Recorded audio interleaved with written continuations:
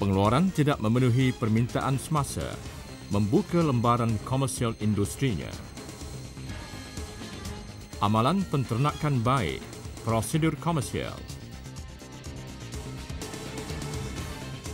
Berkhasiat, mujarab boleh menjadi ubat. Susu kambing meraih pulangan lumayan.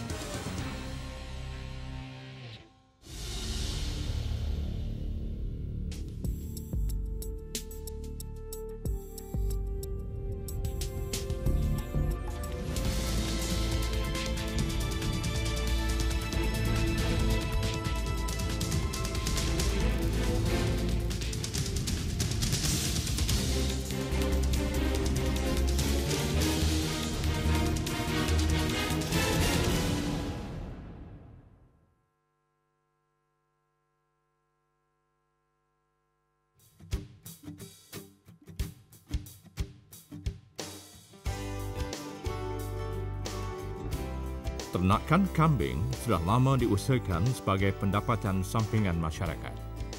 Jika dahulu sebagai kerja sampingan, kini ternakan kambing mula diusahakan secara intensif. Komersialisasi ternakan kambing mengutamakan kualiti dalam semua aspek penternakan melalui garis panduan amalan penternakan yang baik.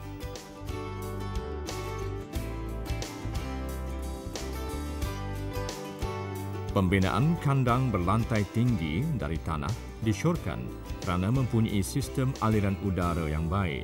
Selain daging, hasil susu berkhasiat tinggi menjadikan prospek ternakan kambing lebih luas.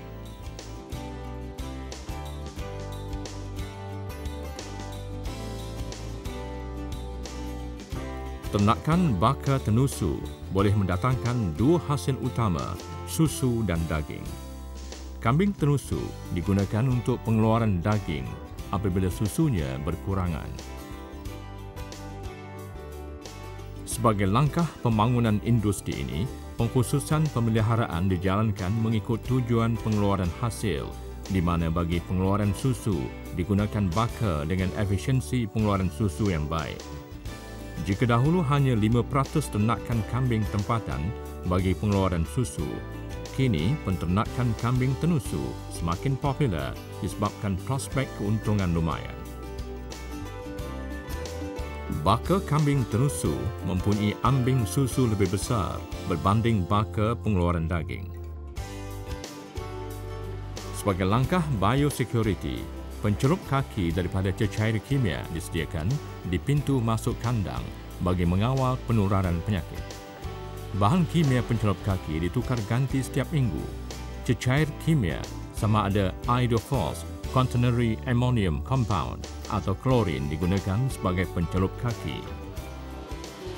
Umur 1 tahun. Mana lepas dia kahwin, Penternakan kambing bukan sahaja dapat menghasilkan pendapatan lumayan, malah ia adalah satu sunnah yang dilakukan oleh Nabi Muhammad SAW. Penternakan merupakan bidang menarik untuk diterokai kerana memberikan pulangan lumayan jika dilakukan bersungguh-sungguh dan terancang. Penternakan antara sektor terpenting dalam memacu ekonomi negara kerana ia berkait rapat dengan sumber bekalan makanan. Kita menggalakkan masyarakat tani membangunkan ternakan kambing tenusu bagi menampung keperluan dalam negara. Kerana pada hari ini kita mengimport lebih kurang 1.6 bilion ringgit susu daripada luar negara. Dan seterusnya apabila kita dapat menampung keperluan susu dalam negara ini, kita dapat mengurangkan pengaliran wang keluar negara. Dan seterusnya dapat meningkatkan ekonomi negara kita sendiri. Kelebihan kambing tenusu adalah kebolehan umur matang awal, tempoh bunting yang singkat serta kebolehan melahirkan anak kembar.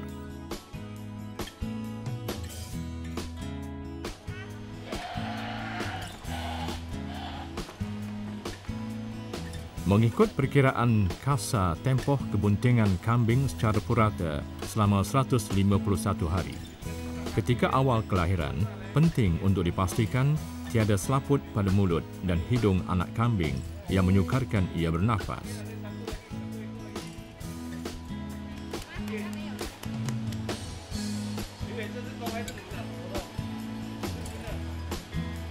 Secara tabi'i, anak kambing dibersihkan oleh ibunya. Ibu kambing bertindak membantu stimulasi anak untuk bernafas dan berdiri. Jarak kelahiran biasa pada kambing tenusu di Malaysia antara selang tempoh 207 hingga 259 hari.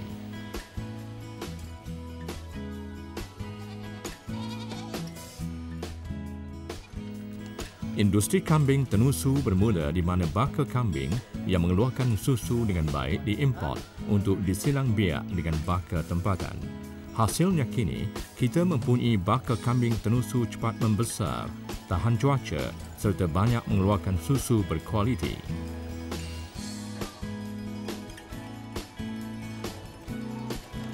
Dengan 50% kelahiran kembar, dijangkakan purata 1.3 hingga 1.5 ekor anak setahun boleh diperolehi bagi seseekor ibu.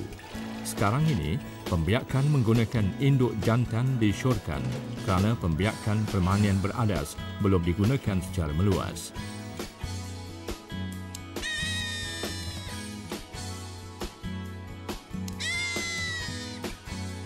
Selepas 3 bulan menyusu induk, anak kambing dicerai susu dan diasingkan petak kandang mengikut jantina. Setelah diasingkan ke kandang pembesaran, anak kambing diberi tanda pengenalan. Sistem pengenalan ternakan digunapakai bagi memudahkan program pengesanan, rekod rawatan serta pengurusan ternakan. Sistem pengenalan ini digunapakai pada setiap anak kambing setelah cerai susu, induk betina serta kepada baka jantan.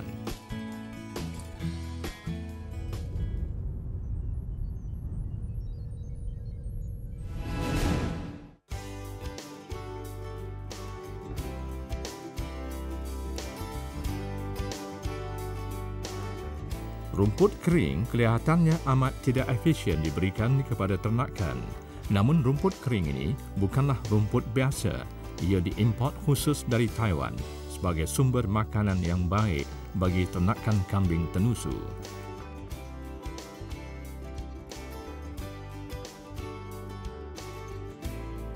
Pemilihan jenis rumput penting bagi menjamin keperluan nutrien serta mengekalkan rasa susu. Sumber makanan konsentrat diberikan bersama makanan bahan kering. Makanan konsentrat ini mestilah mengandungi komposisi zat nutrien yang lengkap.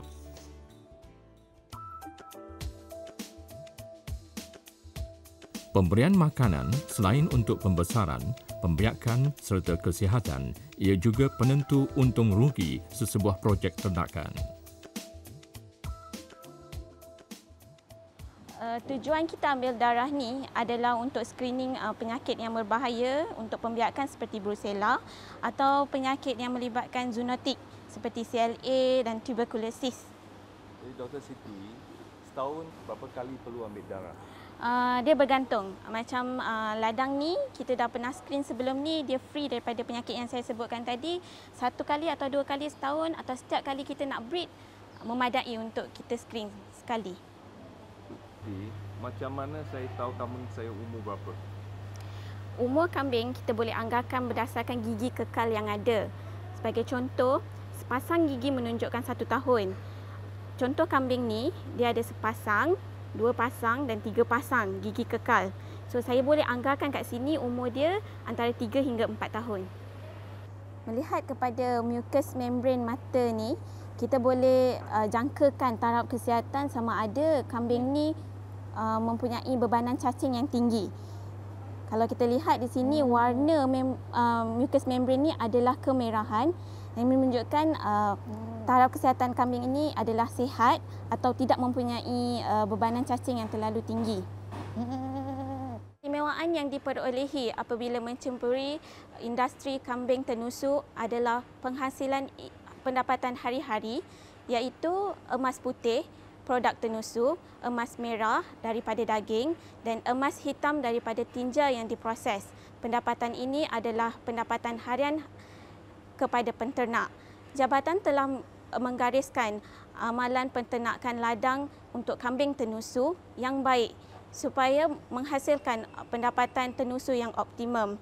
Ia meliputi pelbagai aspek seperti lokasi ladang, biosecurity ladang, pengurusan ternakan dan pelbagai aspek penting yang mampu mengoptimumkan pengeluaran susu dan menjana ekonomi negara.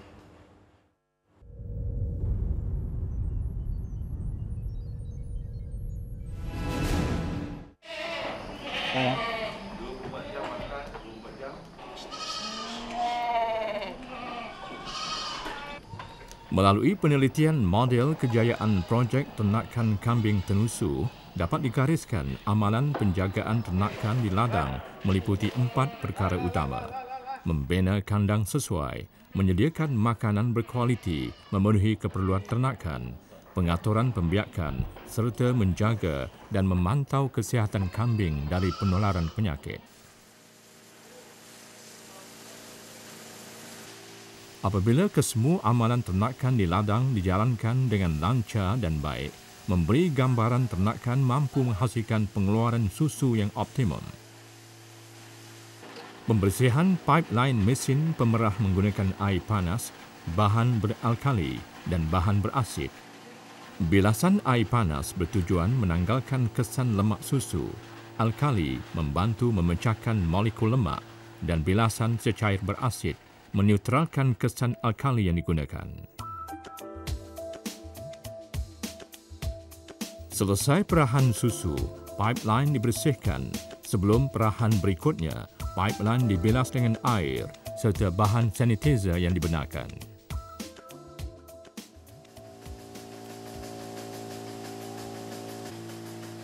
Ambing dibersihkan secara urutan sebelum memerah susu. Teknik ini juga dapat merangsang supaya susu dikeluarkan.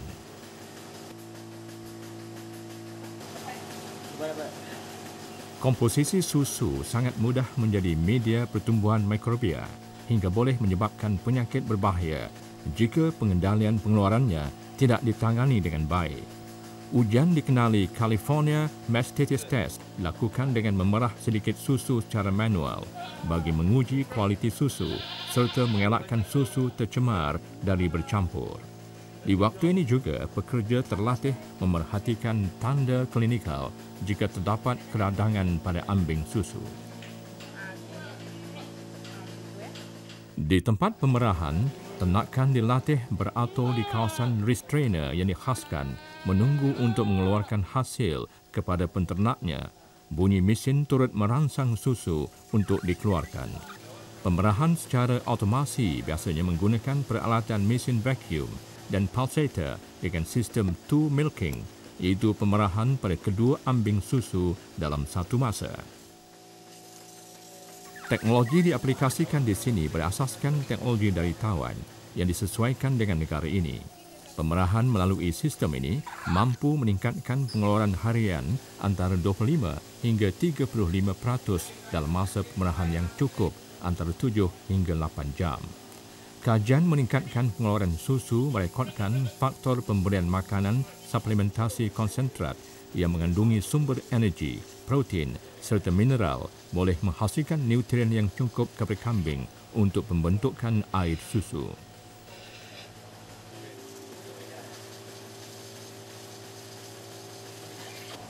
Susu mentah yang baru diperah terus disalurkan ke tangki pastur. Susu merupakan bahan biologik. Pertumbuhan bakteria sangat cepat pada susu ketika di dalam kelenjar ambing. Ia terjamin umpama sudah disteril selepas diperah. Jika terdedah udara, ia sangat mudah tercemar hingga membahayakan kesihatan. Boleh dikatakan perkara utama pengendalian kualiti susu sebenarnya kerja pengawalan pertumbuhan mikrobia seperti bakteria. Prospek kambing tenusu memiliki banyak faedah keuntungan daripada risiko kerugian. Kambing tenusu mempunyai nilai ekonomi tinggi, daging, kulit dan susunya mampu memberi keuntungan kepada perniagaan berkaitan dengannya. Selesai pemerahan, puting ambing dicelup larutan iodin sebagai langkah pengawalan bakteria, terutama jika terdapat luka akibat serutan vacuum. Jangkitan bakteria akan mendatangkan penyakit seperti radang kelenjar. Kegagalan mengamalkan kesihatan dan kebersihan akan menjadi punca penularan penyakit dari ternakan kepada ternakan lain dan kepada manusia. Mengolah susu segar menjadi sesuatu produk olahan lain menjadi hal penting dalam menggunakan susu berkualiti tinggi. Skala tahap kualiti susu segar bagi pengolahan produk hiliran komersial mengikut kandungan pertumbuhan bakteria dalam susu. Semakin kurang kandungan pertumbuhan bakteria, kualiti susu semakin baik. Di negara maju lain, kualiti susu digolongkan kepada 3 kelas A, B dan C di mana kayu ukurnya kualitinya berdasarkan jumlah kandungan bakteria dalam komposisi susu. Usaha kerajaan menjadikan Malaysia sebagai pengeluar makanan halal utama serta pelaksanaan jaminan sekuriti makanan dalam negara menggalakkan pengusaha ternakan memaksimumkan pengeluaran berkualiti. Kambing tenusu yang diternakkan di sini adalah diimport daripada New Zealand bermula 2007. Teknologi yang digunakan di sini adalah berasaskan teknologi Taiwan yang disesuaikan dengan Malaysia. Minat memulakan kambing tenusu adalah kerana keyakinan yang tinggi terhadap khasiat susu kambing untuk kesihatan.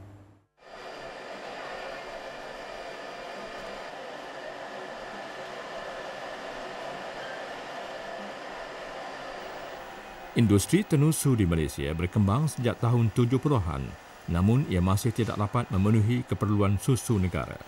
Dengan kandungan protein tinggi berbanding susu ternakan lain, industri kambing tenusu dilihat mempunyai masa depan cerah dalam meningkatkan pengeluaran susu tempatan bagi memenuhi keperluan masyarakat yang semakin meningkat.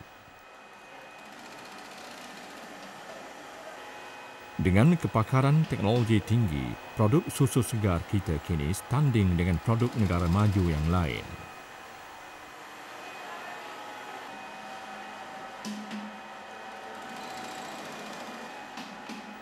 Produk dari susu kambing boleh dideskripsikan produk tiada bahan kimia atau antibiotik berbahaya, malah diperkaya dengan vitamin keperluan kesihatan.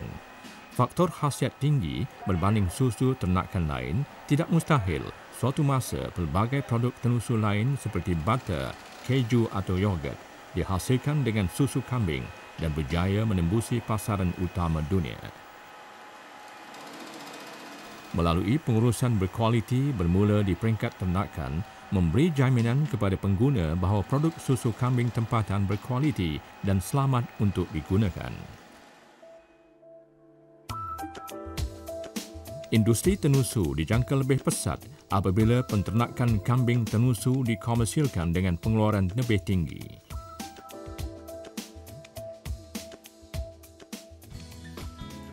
Pengguna kini banyak didedahkan maklumat kesihatan, kesedaran terhadap kepentingan pengambilan makanan yang berkhasiat tinggi menyumbang kepada peningkatan permintaan susu kambing.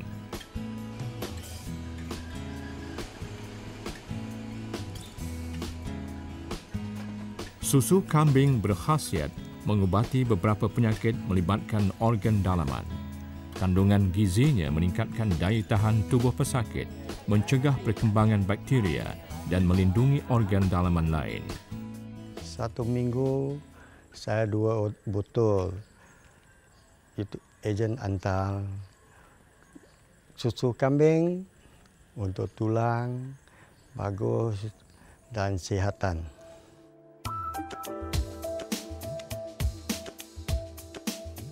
Pengubatan dengan susu kambing memberi kesan menyeluruh kepada pesakit sebagai perlindungan, pencegahan dan penyembuhan.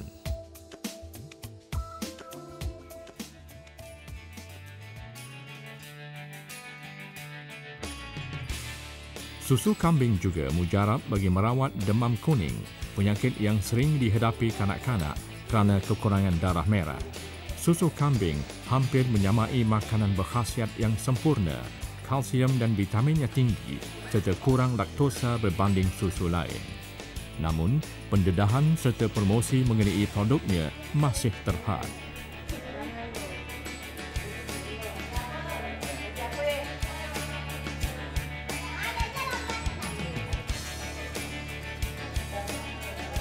Masih ramai mengenali susu kambing sebagai produk perubatan, bukanlah produk minuman komersial. Pendidikan di peringkat kanak-kanak mampu menjadikan susu kambing sebagai minuman kegemaran, bukan ubat yang dicari sehingga sanggup berbelanja besar hanya apabila diserang penyakit. Pertumbuhan industri kambing tenusu sentiasa menunjukkan peningkatan permintaan, namun pengeluarannya masih berkurangan. Ramai menganggap kambing tenusu sukar dikomersialkan. Kekurangan projek skala komersial menyebabkan bekalan susu kambing sentiasa tidak mencukupi di pasaran.